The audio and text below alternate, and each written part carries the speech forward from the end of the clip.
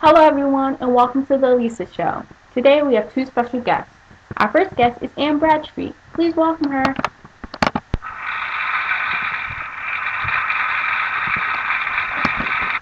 Welcome Ann. It's very nice having you here.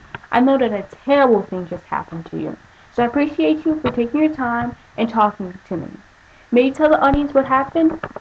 Yes, thank you Alisa for having me. Well, yesterday my house burnt down. Wow, that must have been devastating. How did you cope with that? Well, of course, God was there with me. I just realized that whatever happened to me or my house was the will of God. There's no need to be upset or cry, blame anyone or anything for what happened. I could have cried and blamed God, but I didn't because I know that if I'm patient, that God will reward me with a greater reward, being with Him in heaven. Did you lose everything in the fire? No, I didn't lose a thing. But I thought everything was burnt down. Yes, that is true, but I still have my mind. I'm not retarded or insane. I have my body. Not a part of me is damaged or burnt, and I have my faith. I still love my Lord dearly. And is not with my Lord the greatest reward and gifts? Very well said, Anne. Thank you very much for being here. I wish the best for you. Okay, now to our second guest, William Bradford. Ladies and gentlemen, give him a warm welcome.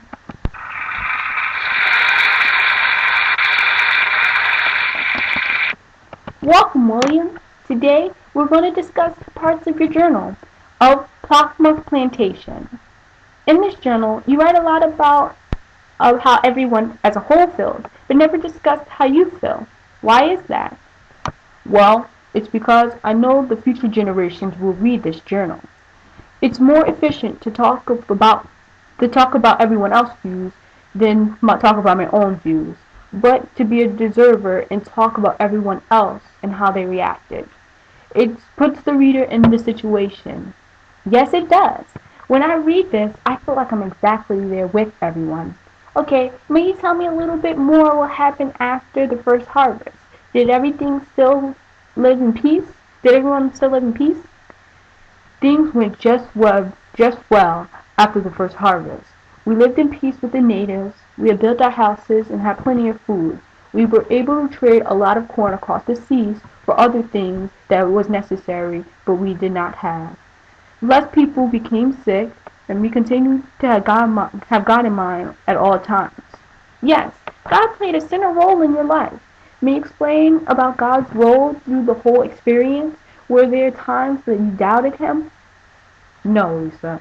There is never a time, I believe, that we ever doubted God. Remember that it took several years for us to settle in this new land and for the diseases to stop. Why would we ever doubt God? We had patience, and we knew that God would test us by making everything get better in time. We always remain grateful and put our trust in Him fully. As for God's role throughout the journey, He was there from start to finish.